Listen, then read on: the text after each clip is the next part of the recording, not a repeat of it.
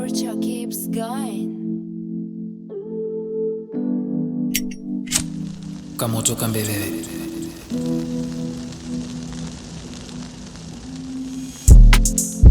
Have you ever met a teenager whose last day of school was in the 3rd grade? Forced to drop out due to circumstances beyond their control. Their life rendered substandard due to someone's inability to see what could possibly be. Parents so short-sighted that they only see value in their daughters by way of the cattle they will bring home as part of their dowry, whose only value they see in their sons is the labor they will render in the tilling of fields to feed the family. To them, children are just as much as gifts from God, just as much as investments from which dividends are due. Obligations born merely out of being sired by the said parents. As long as you came from my loins, my word is law. Such is the mantra that kills their aspirations to find themselves. Just like that, the cycle of poverty is perpetuated.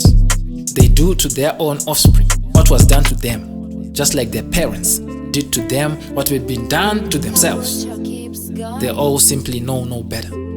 They know no other way. The world has advanced, but in certain corners of the sphere, certain crevices, the basic right to education is still so undervalued that communities come together. They rally to defend their common notion that education is just not for them or their children, spreading the propaganda that it is just useless. Our forefathers were hunter-gatherers, so are we, and so shall ye be. This is the gospel according to me. You risk getting disowned if you stray.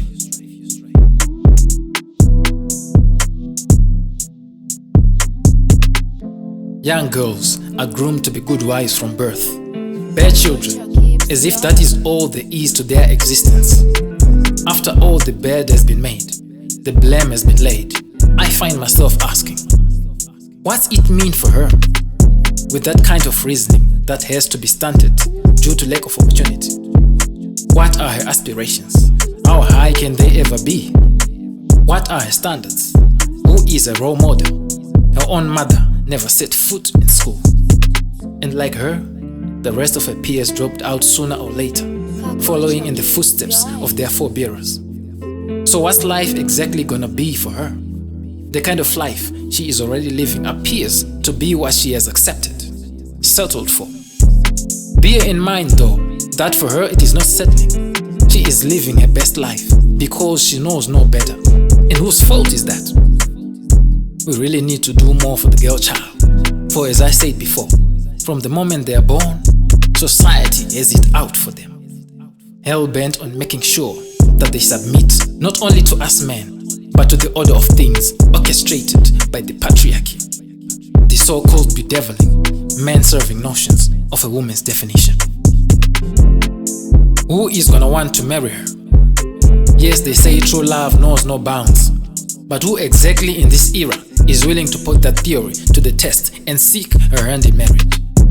Pay the cattle her father demands for a 20-year-old wife who never realized her own worth as a person, only to her parents and family name.